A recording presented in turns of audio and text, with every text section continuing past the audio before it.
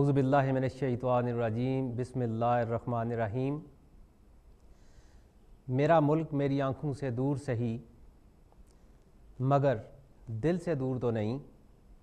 وہاں کے حالات و واقعات سے آگاہ رہنا بحیثیت صافی یہ میرا فرض ہے، مگر وطن سے دور رہ کر وطن کے حالات سے اپنے ہم وطنوں کو آگاہ رکھنا اور تارکین وطن کو تمام حالات و واقعات اور اتار چڑھاؤ کی خبریں دینا یہ میری ذمہ داری ہے۔ وہاں کون کیا کر رہا ہے، کس نے کیا کیا، کون کس کے ایجنڈے پہ کام کر رہا ہے، ہر جمعے کی رات، جمعے کی شام 8 بجے آپ ڈی ایم کویسچن ٹائم میں میرے ساتھ ہوتے ہیں۔ ڈی ایم کویسچن ٹائم کے اس اسٹوڈیو میں آج میرے مہمان ہیں، میرے بائیں جانب ڈاکٹر کیسر چشتی، نامور اینالسٹ ہیں اور کسی تعارف کے محتاج نہیں ہیں۔ ان کے ساتھ آج میرے مہمان ہیں نہایت ہی قابل قدر شخصیت، ڈیفنس اینالسٹ ہیں جنہوں نے اپنی زندگی کا ایک کثیر حصہ پاکستان آرمی میں گزارا۔ میں تہہ دل سے انہیں خوش آمدید کہوں گا، اور میری مراد میرے بائیں جانب بیٹھے ہوئے کرنل ریٹائرڈ محمد فیوم صاحب ہیں۔ کرنل صاحب، آپ کو اس پروگرام میں آمد پر خصوصی طور پر ویلکم۔ شکریہ۔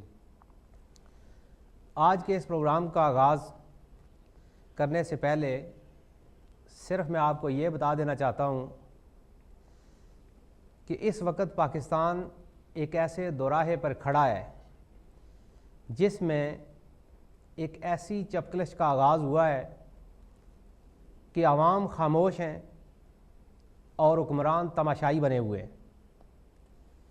کسی کی سمجھ میں کچھ نہیں آ رہا کہ آخر اس پاکستان کو کس کی نظر لگ گئی،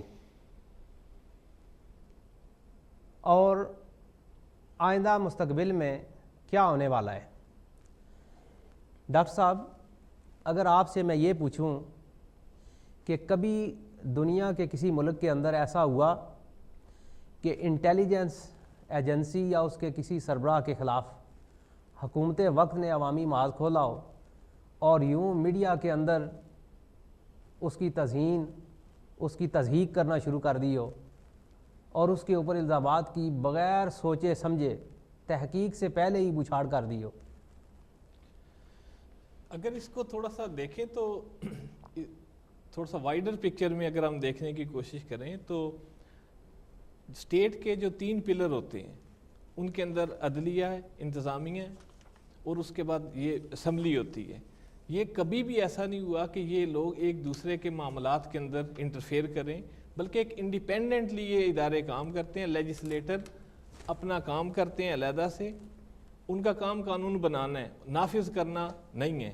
نافذ کرنے والے ادارے اور ہیں، اور کبھی بھی ادارے آپس میں اس طرح ایک دوسرے کی دست و گریباں نہیں ہوتے۔